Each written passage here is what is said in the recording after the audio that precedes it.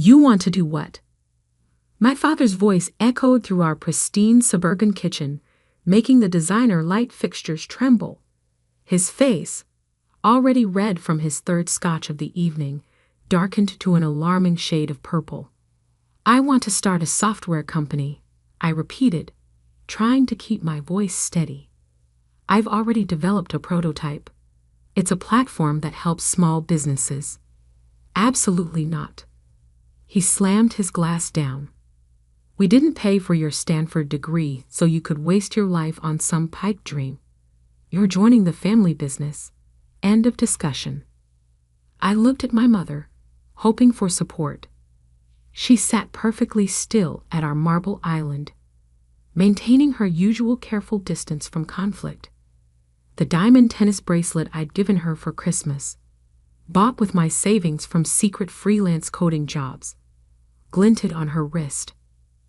Mom, I tried. You've seen how many small businesses are struggling with digital transformation. My platform could really help.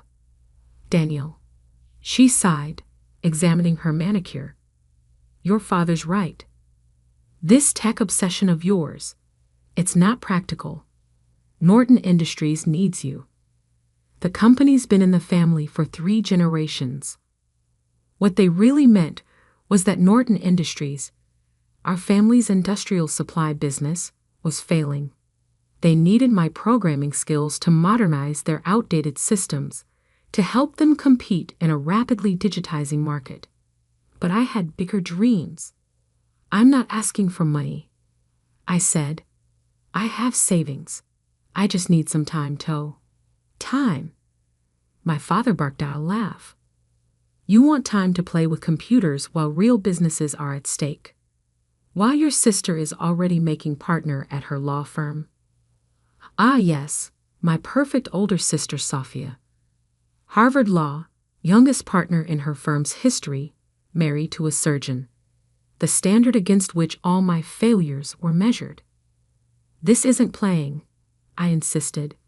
I've already got interest from potential clients. Small businesses need affordable software solutions, and the big tech companies aren't serving them. My platform cooled. The glass shattered against the wall inches from my head. Enough! My father roared, whiskey dripping down the expensive wallpaper. You have a choice. Join Norton Industries on Monday or get out. See how long you last without our support. My mother flinched at the noise, but said nothing. She never did. I looked at them both, my father trembling with rage, my mother avoiding my eyes, and made the decision that would change everything. I choose out. What? I'm leaving. I stood up, surprisingly calm. Good luck modernizing Norton Industries without me. You ungrateful. My father started toward me, but I was already heading upstairs. I had known this moment might come. My backpack was already packed with essentials: laptop, portable hard drive, 2 changes of clothes. My important documents were safely stored in a safety deposit box. Most of my savings were in an account my parents couldn't access. You have 1 hour. My father shouted up the stairs. Then I want you out of this house. I grabbed my emergency bag, my favorite hoodie, and took one last look at my childhood bedroom. The walls still displayed my coding competition medals, science fair awards, the framed article about the app I developed in high school that had caught Stanford's attention. My phone buzzed. A text from my best friend Marcus. Operation Escape still on. Happening now, I typed back. Plan B initiated. Marcus and I had gamed out this scenario months ago, when I first decided to pursue my startup dreams. He had a small apartment above his family's restaurant where I could crash until I got on my feet. As I headed for the door, my mother finally spoke. Daniel, please. Be reasonable.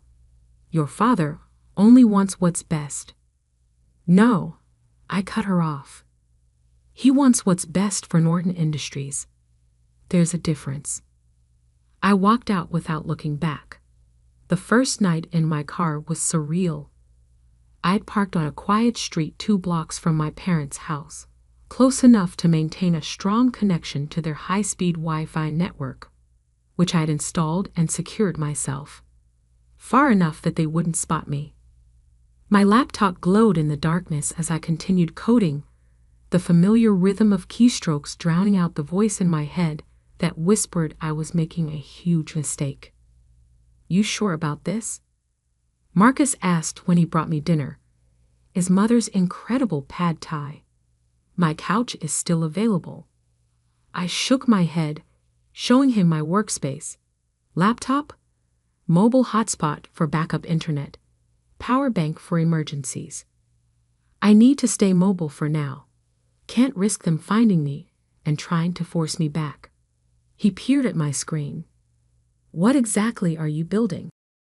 I pulled up my prototype's interface. I call it Smart Start. It's an all-in-one digital platform for small businesses. Point of sale, inventory management, customer relationships, online presence. Everything they need to compete in today's market, but simplified and affordable. Like what your dad's company needs? Similar, but designed for smaller businesses that can't afford enterprise solutions. I thought of all the local shops I'd seen struggle and fail because they couldn't keep up with digital transformation. There's a huge market being ignored by big tech. Marcus nodded slowly. His family's restaurant still used paper order tickets and a cash register from the 1990s. "How long until it's ready?" "Basic version? 2 months. I've got most of the core functions working. Just need to polish the interface and add some features."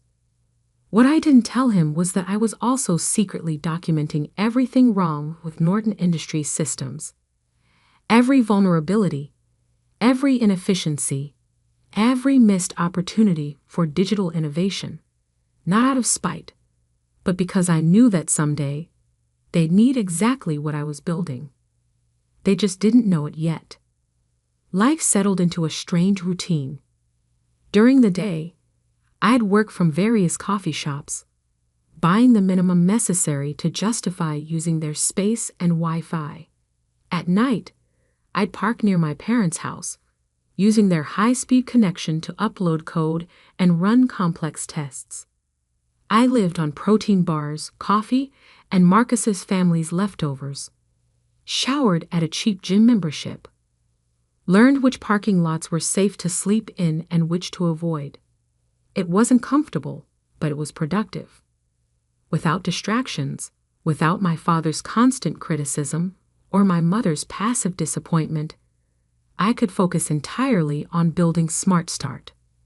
1 week in, my sister Sophia tried to intervene. "This is ridiculous, Daniel," she said when she tracked me down at my usual coffee shop. "You're living in your car to prove what? That you can be as stubborn as Dad." I didn't look up from my coding. "I'm building something important. You're throwing away a guaranteed future with the family business." "The family business is dying," I said bluntly. "Dad's too proud to admit it. But their systems are ancient, their processes are inefficient, and their competitors are eating them alive. Then help fix it." I finally met her eyes. "That's exactly what I'm doing, just not the way they want." She left in frustration, but not before leaving a thick envelope on my table. Inside was $5,000 in cash with a note. "Don't be an idiot. Come home." I used the money to buy a better laptop and upgrade my development tools. The breakthrough came in month 2. I'd been approached by several small businesses interested in beta testing Smart Start. A local bookstore, a family-owned hardware store, a growing food truck business, all struggling with exactly the problems my platform was designed to solve. "This is exactly what we need," the bookstore owner said after I demonstrated the inventory management system.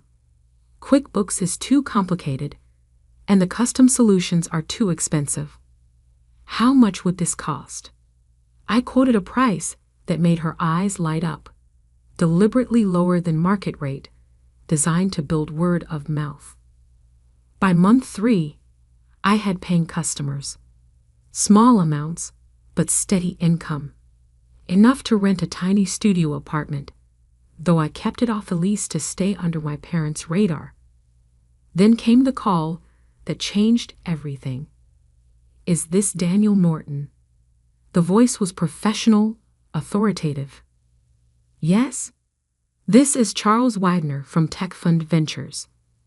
We've been hearing interesting things about your Smart Start platform. My heart stopped.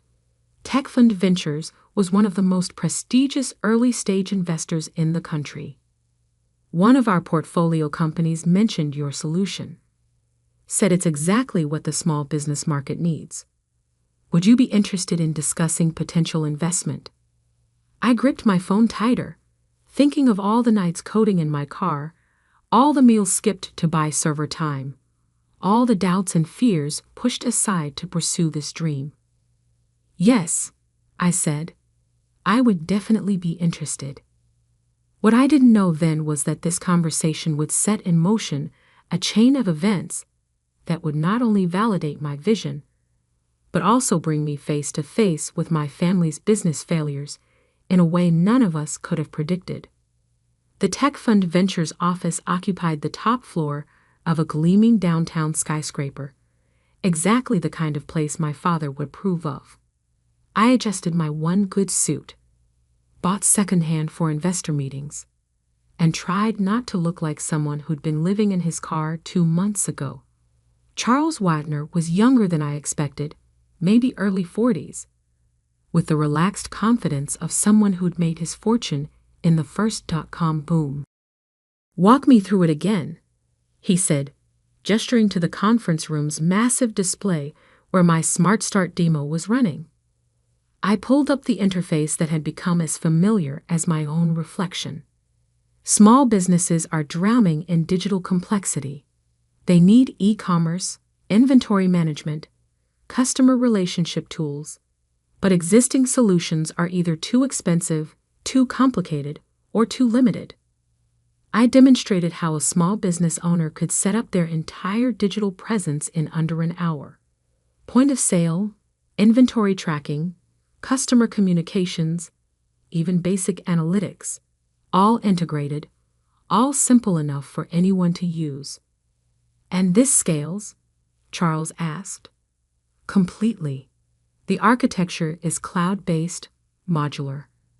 We can add features as businesses grow, integrate with other platforms, but the core stays simple. He nodded slowly. And your current users? 28 paying customers, all from word of mouth. 0 churn rate. Average user engagement is 4 hours daily. That's impressive. He pulled up another screen. My company's incorporation documents. Innovative Solutions LLC. Registered 6 months ago. Yes, all self-funded so far.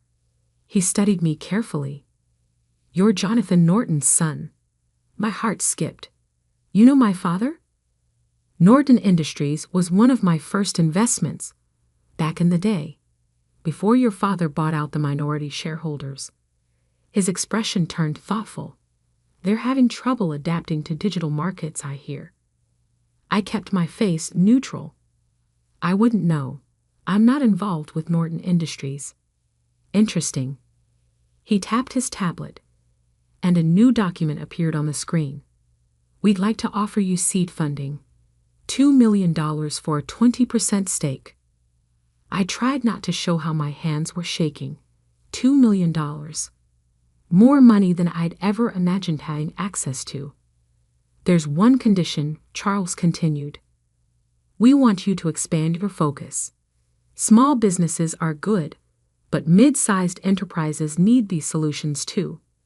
Companies like, say, Norton Industries. And there it was. The trap I'd been both expecting and dreading. You want me to target my family's business. He smiled slightly. I want you to target a market segment that desperately needs modernization.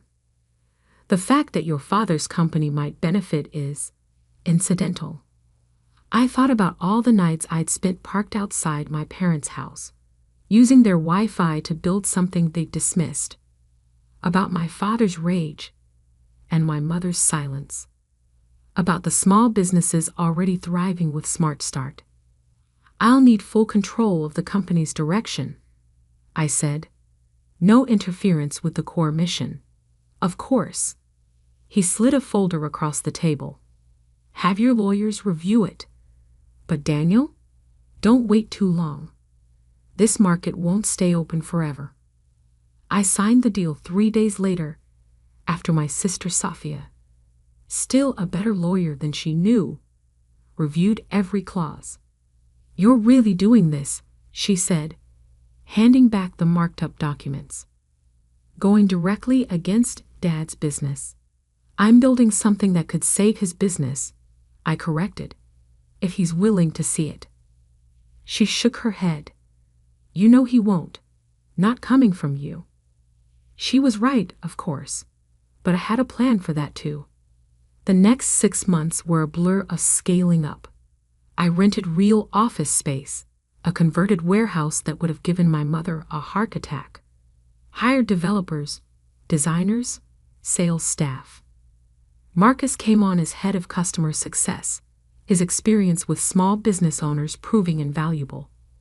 Smart Start grew faster than even Charles had predicted. Word spread through business communities about the platform that actually delivered on its promises. Our user base exploded from dozens to hundreds, then thousands. Then came the article that changed everything. Digital David versus Goliath. How Smart Start is disrupting enterprise software. The tech press had finally noticed us.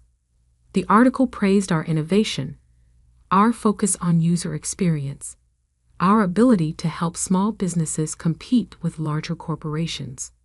It also mentioned, almost as an aside, that I was the estranged son of Jonathan Norton. My phone rang minutes after the article went live. Sophia. Dad's furious, she said without preamble. He's calling an emergency board meeting. Why? Smart Start isn't competing with Norton Industries. No, but 3 of their biggest customers just announced they're switching to your platform. I sat back, stunned. We'd been so focused on small businesses, I hadn't noticed the mid-sized companies starting to adopt Smart Start. There's more, Safia continued. Their latest quarterly numbers. They're bad, Daniel. Really bad. The board is talking about forcing Dad out if he doesn't modernize their systems. I pulled up Norton Industries' public financial reports. The numbers were worse than I'd imagined. Their stock had dropped 40% in 6 months.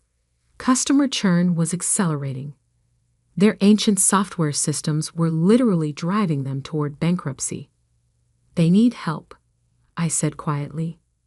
They need you, she corrected. But you know Dad will never admit it. I thought about Charles Wagner's words about targeting mid-sized enterprises, about all the features we'd built into Smart Start that could save companies exactly like Norton Industries. Maybe, I said slowly, they don't need to know it's me. That night, I called an emergency meeting of my own team. We're launching enterprise solutions, I announced, pulling up the prototype I'd been quietly developing. A new division focused on larger businesses, built on the Smart Start framework, but with additional features for complex operations. Marcus frowned. I thought we were staying focused on small business. We are. But there's a whole segment of mid-sized companies being crushed between small business agility and big corporation resources. They need what we've built. I didn't mention that every feature in Enterprise Solutions had been designed specifically to solve Norton Industries' problems, that I'd spent months analyzing their weaknesses, building solutions for issues they didn't even know they had yet. The team worked around the clock for weeks. We launched enterprise solutions under a new brand, through a subsidiary company that couldn't be easily traced back to me. The marketing targeted companies exactly like Norton Industries, established businesses struggling with digital transformation. Then we waited. It didn't take long. Norton Industries' new chief technology officer, hired in desperation after their last system crash, reached out within days of our launch. The meeting was set for their headquarters. I watched via secure video feed as our sales team, carefully chosen to have no connection to me, presented enterprise solutions to my father and his board. I saw the moment he realized this was exactly what they needed.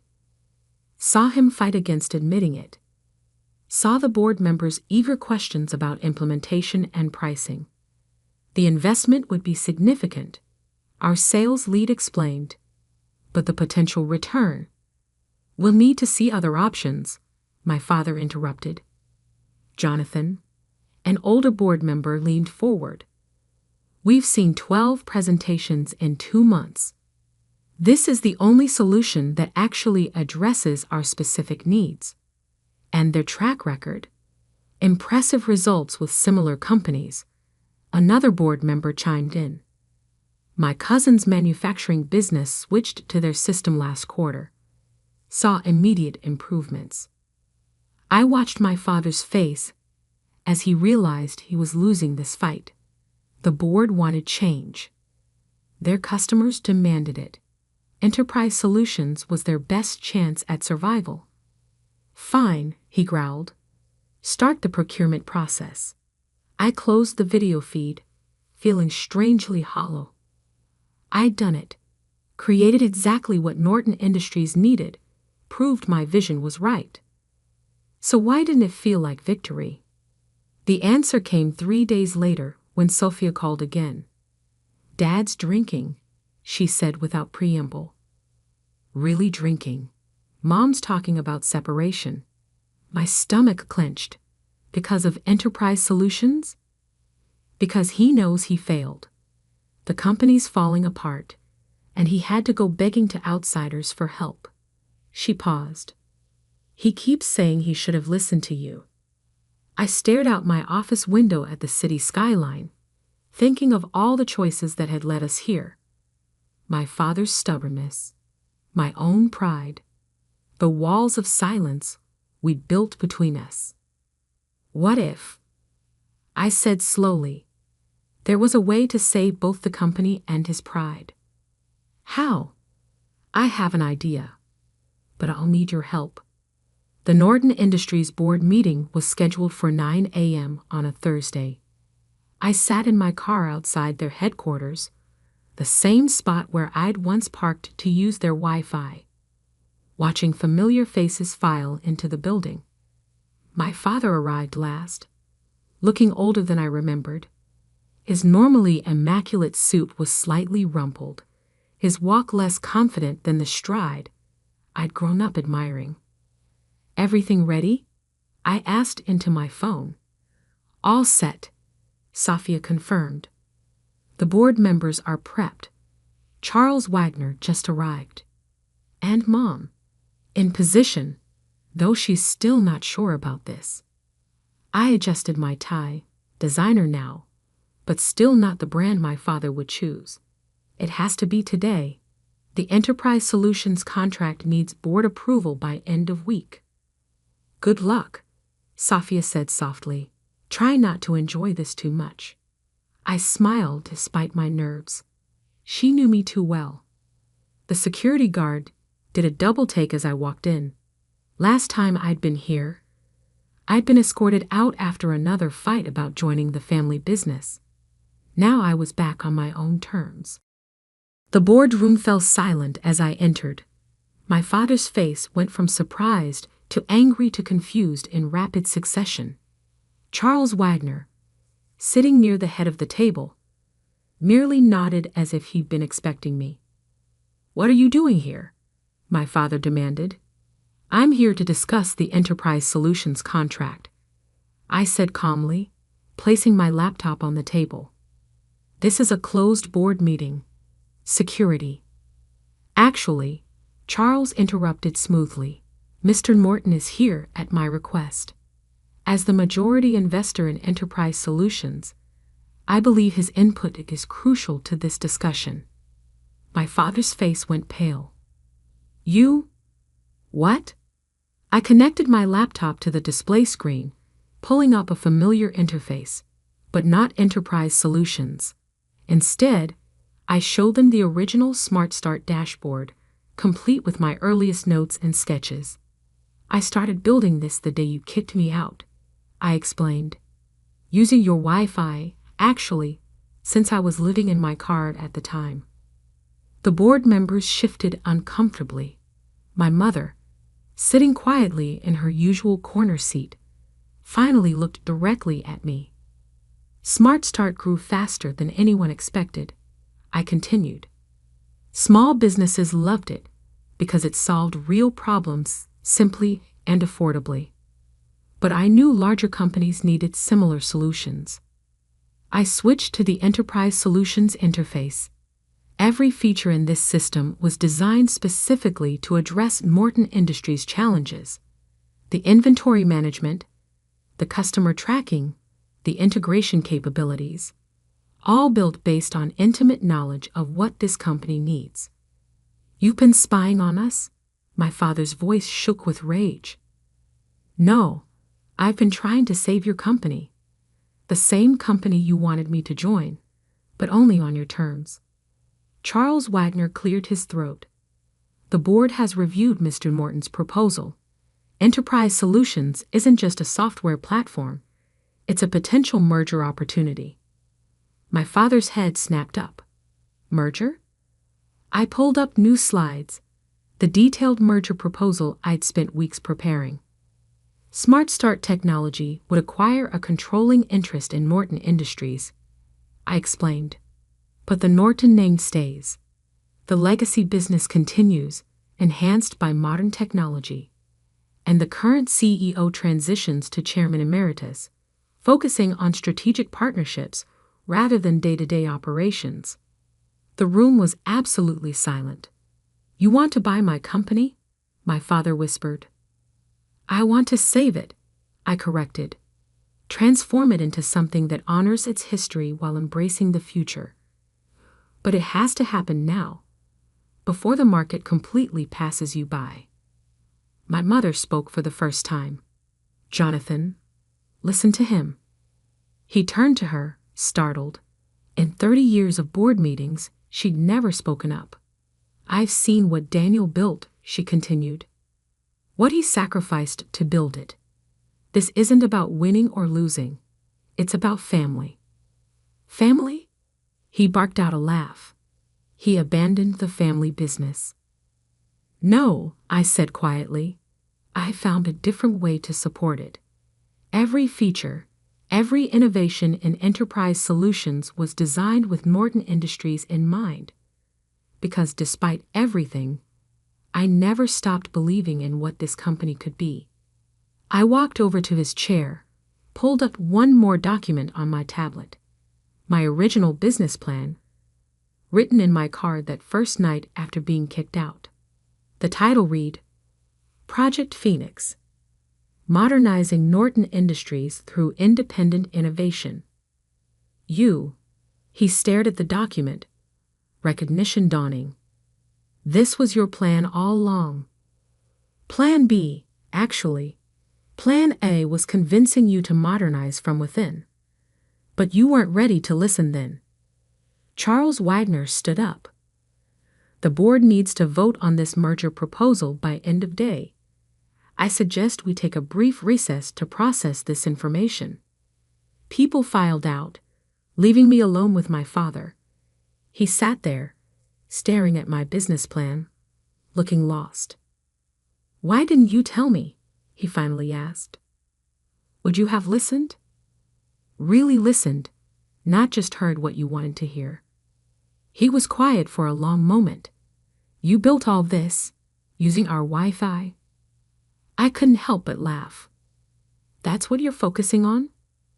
No, He ran a hand through his gray hair. I'm trying to understand how my son went from living in his car to offering to buy my company in less than 2 years. The same way you built this company. By seeing an opportunity everyone else missed. By working harder than anyone thought possible. By believing in something bigger than myself. He nodded slowly. Your grandfather would have loved this, you know. He always said the best business lessons come from proving the skeptics wrong. I learned that from you, actually. All those stories about how you built Morton Industries, how you proved everyone wrong who said it would fail. I sat down next to him. I just did it my way, instead of yours. The board voted unanimously to approve the merger. My father, after the longest pause of my life, voted yes. The transition wasn't smooth. Change never is, especially in family businesses. But slowly, surely, Norton Industries began to transform. We kept the name, but modernized the brand. Kept the core business my grandfather had built, but enhanced it with technology that helped it thrive in the digital age. Smart Start's innovation combined with Norton's stability created something neither company could have achieved alone. 1 year later, I sat in what had been my father's office, our office now, since he'd finally accepted the chairman emeritus role. We were reviewing quarterly numbers, which had exceeded all projections. You were right, he said suddenly. I looked up. About what? About everything. The technology. The market changes. The need to adapt. He met my eyes. I was too proud to see it. Too scared of losing control. And now, he gestured at the tablet, showing our latest results. Now I'm proud of what you built. What we're building together. My phone buzzed. A message from Marcus about a potential new acquisition target. Another struggling family business that needed exactly what we created. Speaking of building, I said, pulling up the proposal. What do you think about expanding our enterprise division? He smiled, the real smile I remembered from childhood, before stress and fear had hardened him. Tell me more. Later that night, I drove past our old house. The Wi-Fi signal was still strong. I'd upgraded their system last month, though they didn't know it. I thought about that first night in my car, coding by the glow of my laptop, running on determination and spite and dreams of proving everyone wrong. But success, I'd learned, wasn't about proving others wrong. It was about proving yourself right. About building something so undeniable that even the strongest skeptics have to acknowledge its value. My phone buzzed again, a family dinner reminder from my mother. These were regular events now, though the conversation had shifted from criticism to collaboration, from judgment to genuine interest. Coming, I texted back. Then, because I couldn't resist, using the Wi-Fi to send this. Her response came quickly. Very funny. Your father says bring the new acquisition proposal. And yes, he's actually smiling about it. I smiled too, thinking of how far we come. From rejection to reunion. From competition to collaboration. From using their Wi-Fi in secret to helping them embrace the digital future. Sometimes the best revenge isn't proving someone wrong. It's helping them become right in a whole new way.